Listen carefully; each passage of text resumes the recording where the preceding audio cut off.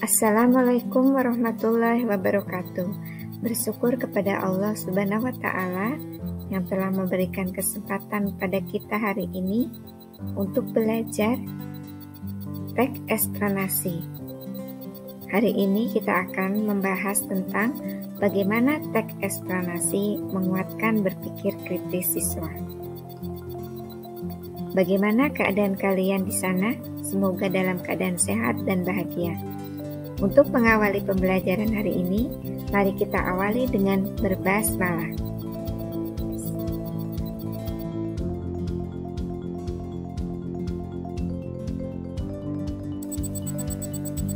Ada dua kompetensi dasar yang akan kita pelajari, yaitu kompetensi dasar 3.4 dan 4.4.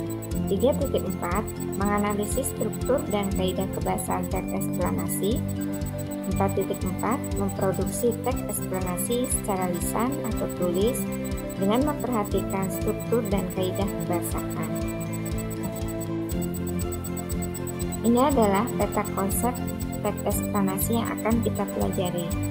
Yang pertama, kita akan mempelajari bagaimana menganalisis struktur dan kaidah kebahasaan teks eksplanasi, yang meliputi mengidentifikasi, menganalisis struktur dan kaidah kebahasaan teks eksplanasi. Kemudian memproduksi teks eksplanasi dengan memperhatikan struktur dan kaidah kebahasaan, yang meliputi menyusun dan menulis, kemudian mempresentasikan teks eksplanasi. Kemudian, apa tujuan pembelajaran kali ini? Tujuan pembelajaran kali ini, siswa diharapkan mampu memahami dan mengidentifikasi informasi berupa pengetahuan dan urutan kejadian dari teks eksplanasi. Kemudian siswa mampu menganalisis struktur dan kaidah kebahasaan teks eksplanasi.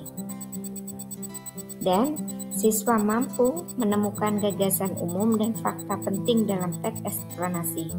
Setelah itu, siswa mampu memproduksi dan mempresentasikan teks eksplanasi sesuai struktur dan kaidah kebahasaan. Selanjutnya, mari kita masuk kepada materi pembahasan. Dari teks berikut nanti, silakan kalian baca. Ya, baik anak-anak, ini ada sebuah teks. Kalian baca dahulu ya. Apakah ini termasuk teks eksplanasi atau bukan? Silakan kalian baca dahulu.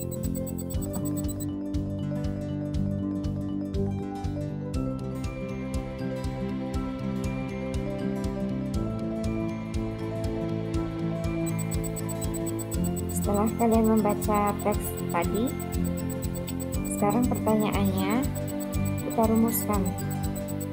Berita tentang apakah teks di atas? Berbentuk apakah jalan ceritanya? Apakah setiap paragraf berkaitan dengan paragraf berikutnya? Adakah gagasan umum dan fakta dari berita di atas? Apakah yang dimaksud dengan teks eksplanasi? Menurutmu, apakah artikel di atas termasuk teks eksplanasi? Mengapa?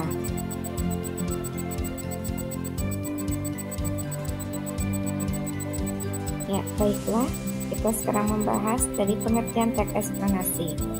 Teks eksplanasi adalah teks yang berisi tentang proses mengapa dan bagaimana suatu peristiwa alam, ilmu pengetahuan, sosial, budaya, dan juga lainnya bisa terjadi. Sebuah peristiwa, baik peristiwa alam maupun sosial yang terjadi di sekitar kita, selalu memiliki hubungan sebab akibat serta juga proses. Ciri-ciri teks eksplanasi. Yang pertama, strukturnya berdasarkan gagasan umum dan fakta. Yang kedua, informasi yang dimuat itu berdasarkan fakta. Ketiga, memuat informasi yang sifatnya ilmiah atau keilmuan. Yang keempat, tidak berusaha untuk mempengaruhi pembaca untuk bisa percaya terhadap hal yang dibahas. Yang kelima, menggunakan sequence marker. Yang keenam, artikel pendukung. Kemudian struktur teks eksplanasi.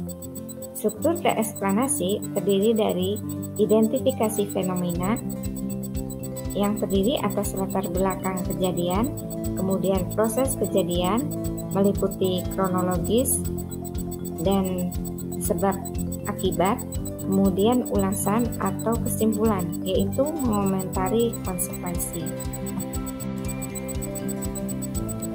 Kaidah kebahasaan teks eksplanasi. Yang pertama, fokus pada hal umum bukan partisipan manusia. Yang kedua, lebih banyak menggunakan kata kerja material dan relasional. Yang ketiga, menggunakan kalimat pasif. Yang keempat, menggunakan kata sambung konjungsi sebab akibat. Yang kelima, menggunakan konjungsi waktu dan kausal atau konjungsi kronologis. Kemudian jenis-jenis teks eksplanasi. Yang pertama, teks eksplanasi sekuensial adalah teks yang memaparkan secara rinci kronologi suatu peristiwa. Jenis teks ini untuk menggambarkan tahapan penting dari sesuatu atau peristiwa. Misalnya, urutan terciptanya manusia dari bertemunya air mani dan sel telur sampai berubah bertahap menjadi bayi. Yang kedua, teks eksplanasi faktorial adalah teks yang memaparkan tentang akibat atau efek dan hasil dari suatu peristiwa yang terjadi. Jenis teks ini menggambarkan kejadian setelah terjadinya sesuatu, misalnya menjelaskan akibat yang timbul dari banjir dan gempa bumi. Yang ketiga, teks eksplanasi teoritis adalah teks yang memaparkan prediksi atau spekulasi mengenai sebuah fenomena. Biasanya, teks eksplanasi teoritis dipakai pada prediksi kejadian. Misalnya, adanya kejadian sosial yang menyimpang, seperti banyaknya manusia yang menyukai sesama gender. Maka, secara teoritis telah dijelaskan dalam Al-Quran dengan kisah yang sudah pernah terjadi. Yang keempat, teks eksplanasi kausial adalah teks yang memaparkan berbagai penyebab atau asal-muasal dari sesuatu yang terjadi secara bertahap. Misalnya, menjelaskan banyaknya kematian burung di malam tahun baru, banjir yang rutin menggenangi pemukiman padat penduduk, serta kualitas tanah di daerah dekat area industri. Nah, sekarang kita perhatikan video untuk kalian bagaimana mengetahui teks eksplanasi. Video dan teks eksplanasi berikut.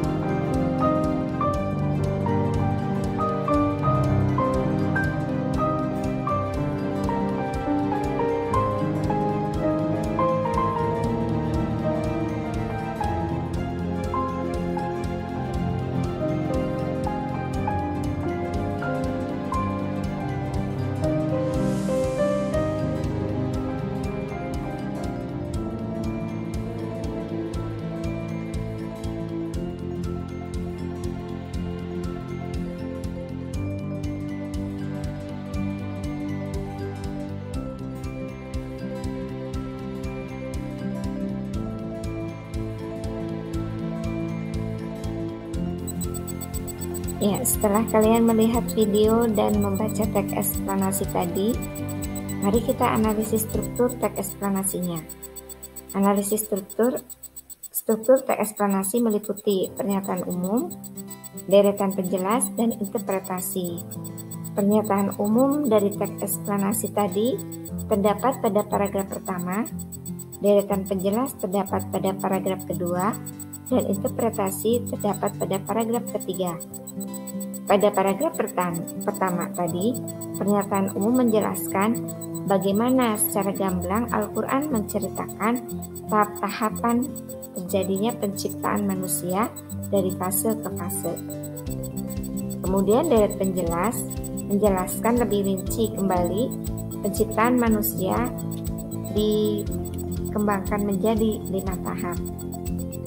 Tahap pertama tadi penciptaan manusia, yang pertama kali berupa sulalah, yang kedua berupa alaqah, yang ketiga kemudian berupa mudghah, yang keempat munculnya atau tumbuhnya tulang, yang kelima tulang yang dibungkus dengan daging. Kemudian dilanjutkan dengan interpretasi. Interpretasi meliputi komentar dari sarjana barat yang bernama Prof. Ed Elmore. Beliau mengakui dan membuktikan kebenaran Al-Quran yang sesuai dengan ilmu pengetahuan modern.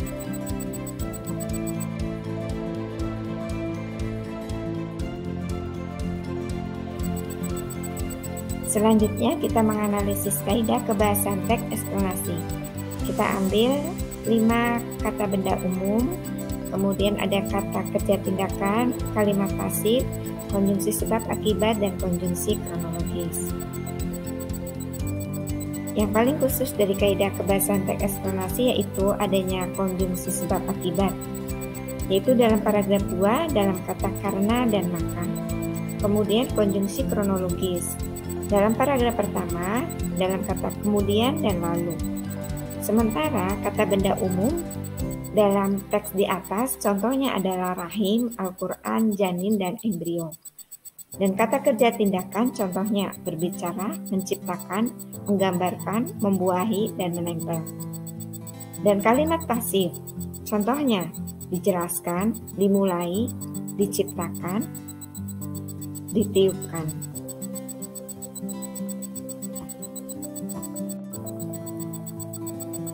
Nah, berdasarkan penjelasan kaidah kebahasan di atas, teks di atas telah memiliki 5 ciri yang menunjukkan jenis teks eksplanasi.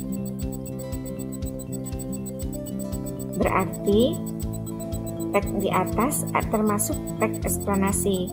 Berdasarkan analisis pertanyaan-pertanyaan yang dibuat dalam teks eksplanasi di atas, dapat dikatakan juga teks eksplanasi ini dapat menguatkan berpikir kritis siswa, karena ada lebih dari 3 pertanyaan yang dapat dijawab dari teks di atas.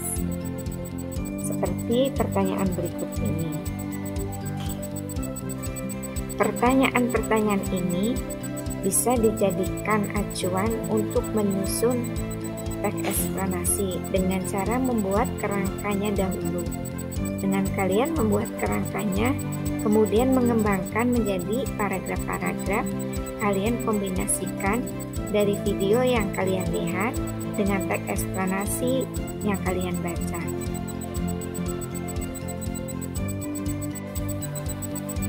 Demikian pembahasan teks eksplanasi yang telah Ibu terangkan. Maka dapat kita rangkum dari pembahasan sebelumnya. Yang pertama, teks eksplanasi adalah teks yang menjelaskan dan menceritakan proses terjadinya suatu hal atau peristiwa. Kemudian, secara umum, teks eksplanasi menceritakan suatu fenomena atau peristiwa secara runut dari peristiwa satu ke peristiwa yang lain, yang berikutnya terjadi dalam kehidupan sehari-hari. Secara umum, teks eksplanasi dibangun oleh 3 struktur dasar. Yang pertama, pernyataan umum yang berisi tentang topik atau fenomena yang dipaparkan. Yang kedua, adanya deret penjelas, baik berupa konjungsi waktu atau sebab akibat. Yang ketiga, menginterpretasi atau kesimpulan, yaitu bagian penutup teks eksplanasi berisi ulasan tentang kesimpulan atau rangkuman mengenai topik yang dibahas. Kaidah kebahasan teks eksplanasi memiliki ciri-ciri khusus dari teks yang lainnya, yaitu menggunakan kata hubung atau konjungsi sebab akibat yang bersifat kronologis atau waktu, menggunakan kata benda yang merujuk pada fenomena, dan biasanya menggunakan kalimat pasif dan menggunakan kata kerja tindakan. Setelah pembahasan teks eksplanasi, maka dilanjutkan dengan latihan soal. Latihan soal ini terdiri dari pilihan ganda dan esai. Setelah kalian mengerjakan latihan soal, akan dilanjutkan dengan evaluasi. Selamat mengerjakan.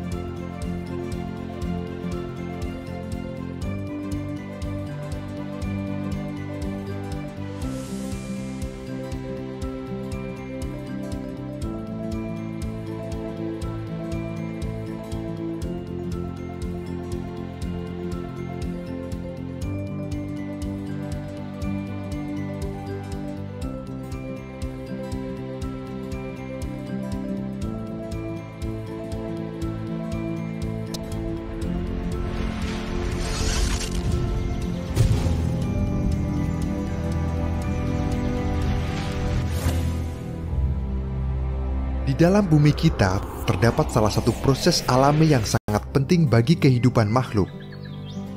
Proses ini adalah fotosintesis pada tumbuhan.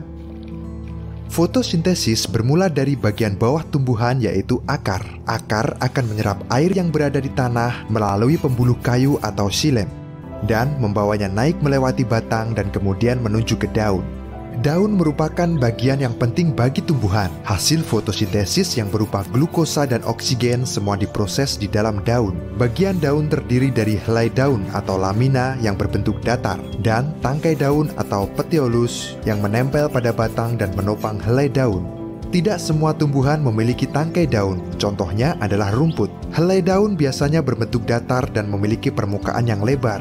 Ini berguna untuk menangkap cahaya matahari. Di dalam bagian daun terdapat beberapa lapisan, yaitu lapisan epidermis atas, jaringan mesofil, dan lapisan epidermis bawah. Lapisan epidermis atas memiliki fungsi melindungi bagian dalam dari daun.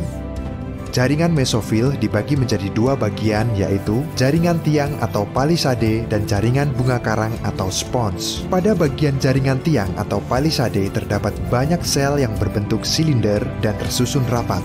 Di dalamnya terdapat banyak kloroplas, sedangkan pada jaringan bunga karang atau spons memiliki susunan sel yang lebih longgar. Di bagian ini juga terdapat berkas pembuluh angkut yang terdapat pada tulang daun, di mana fungsinya adalah sebagai alat transport dan juga penguat daun. Di dalam berkas pembuluh angkut terdapat xilem atau pembuluh kayu, berguna untuk membawa serapan air menuju daun, dan floem berguna untuk menyalurkan hasil fotosintesis dari daun ke bagian yang lain.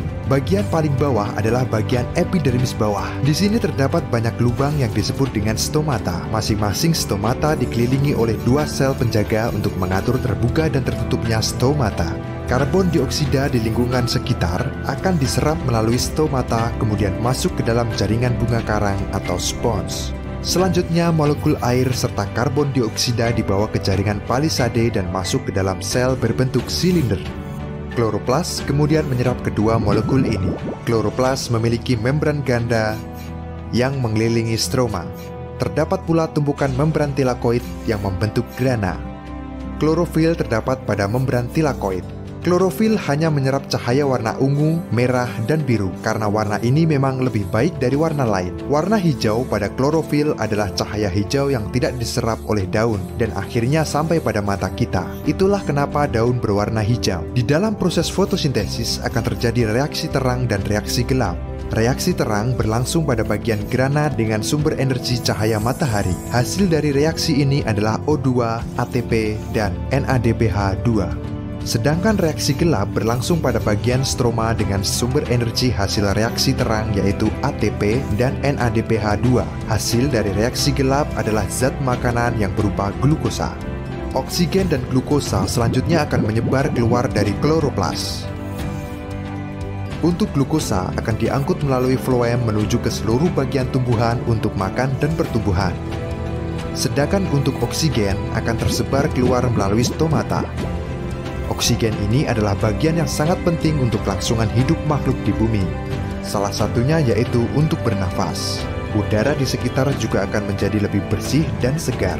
Oleh karena itu, mari kita jaga tumbuhan dengan merawatnya dan tidak menebang pohon sembarangan untuk menjaga kehidupan makhluk yang ada di bumi.